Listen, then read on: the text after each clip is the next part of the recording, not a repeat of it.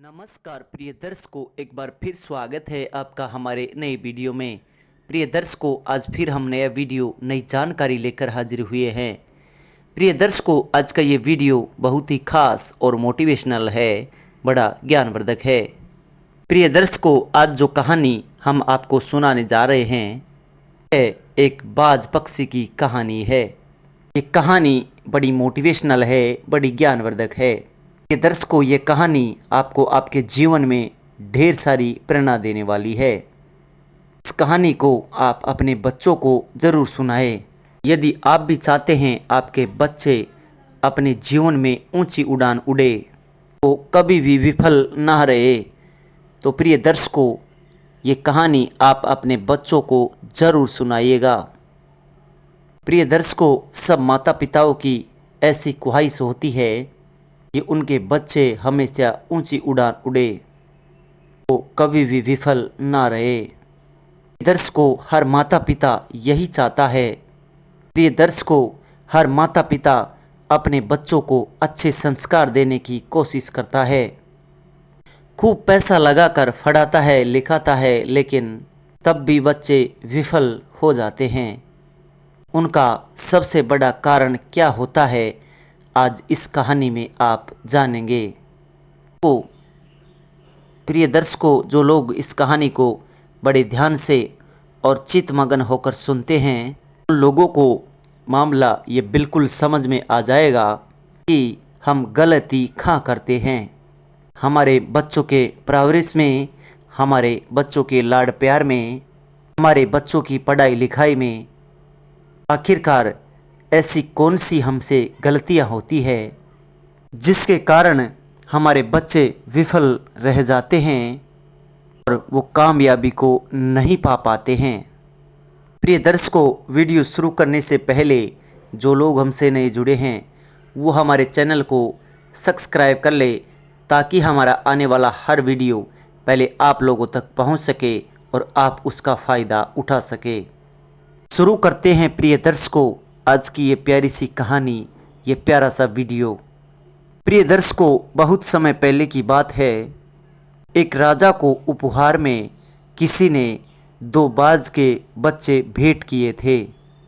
दोनों बाज के बच्चे बड़ी ही अच्छी नस्ल के थे और राजा ने कभी इनसे पहले इतने शानदार बाज के बच्चे कभी नहीं देखे थे, इतने सुंदर बाज नहीं देखे थे।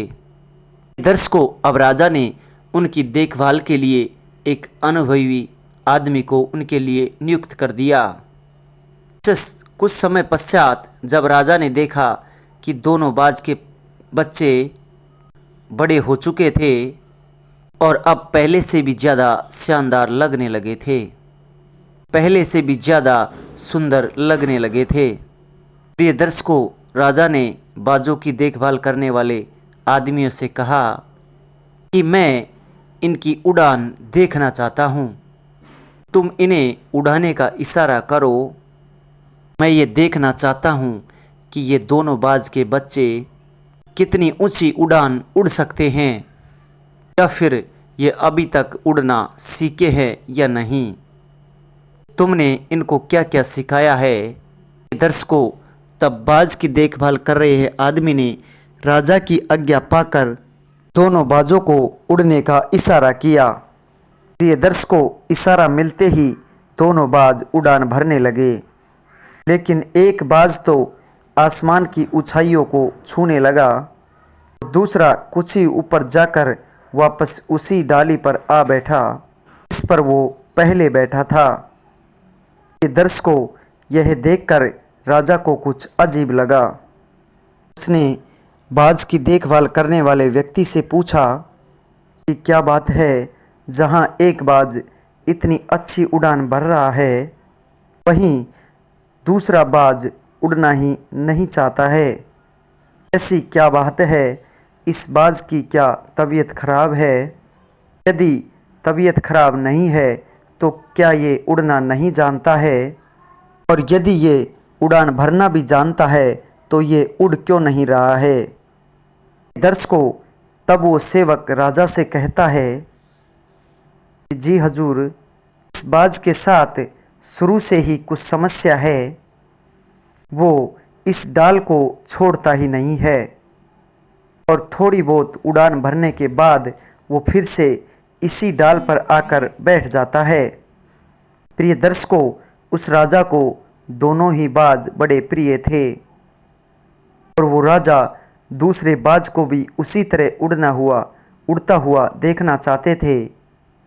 अगले दिन पूरे राज्य में ऐलान करवा दिया गया कि जो भी व्यक्ति इस बाज को ऊंचा उड़ाने में कामयाब होगा उसे ढेर सारे इनाम दिए जाएंगे। पूरे नगर में ढिंढोरा पीट देते हैं। पूरे नगर में उनकी बात आग की तरह फैल जाती है। राजा के दोनों बाजों को यदि कोई उड़ाने में सफल होता है उनको ढेर सारी स्वर्ण मुद्राएं दी जाएगी, ढेर सारे इनाम दिए जाएंगे। दर्शकों, फिर क्या था, एक से एक विद्वान आए और बाज को उड़ाने का प्रयास करने लगे। प्रिय दर्शकों, धीरे धीरे हफ्ते बीत जाने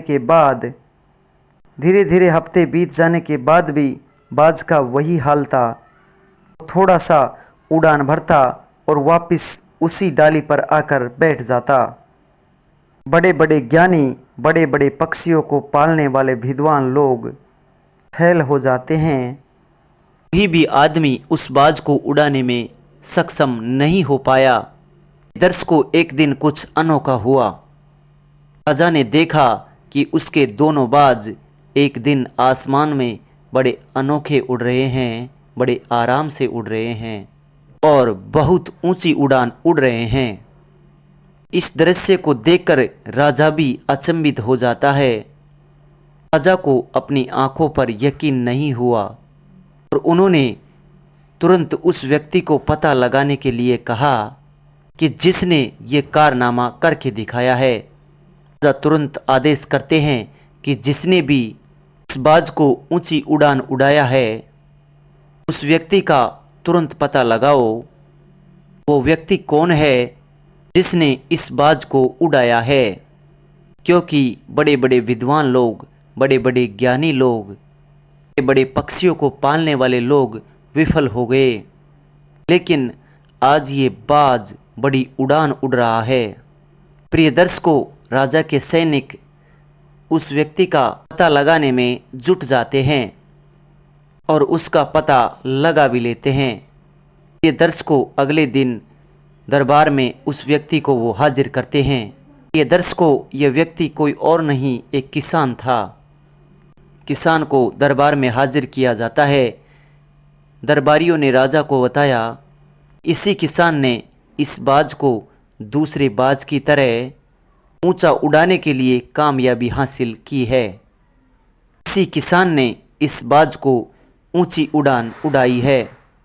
दर्शकों, राजा ने इनाम में स्वर्ण मुद्राएं भेंट करने के बाद राजा ने उस किसान से कहा कि मैं तुमसे बहुत प्रसन्न हूँ, बस तुम इतना बता दो कि जो बड़े बड़े विद्वान नहीं कर पाए वो तुमने कैसे कर दिया।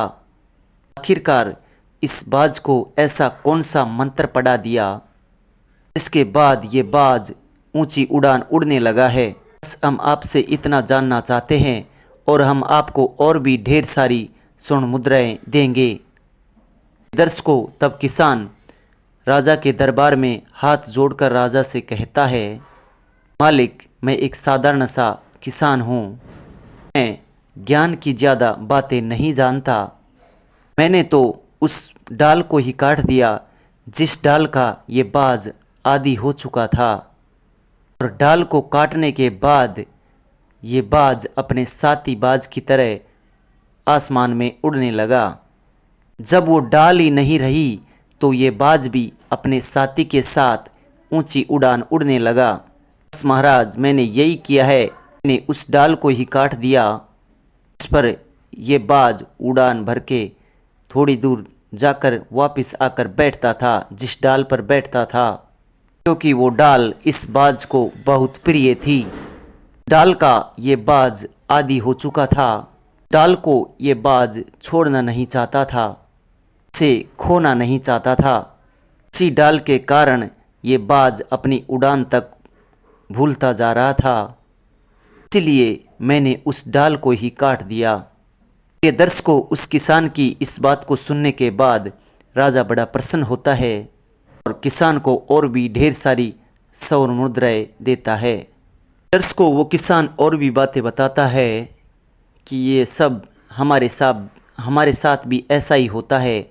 हम सब ऊंची उड़ान भरने के लिए ही बने हैं, लेकिन कई बार जो हम कर रहे होते हैं उसके इतने आदी हो जाते हैं कि हम अपनी उड़ान को भी भूल जाते हैं, अपनी उड़ान भरने की क्षमता को भी भूल जाते हैं।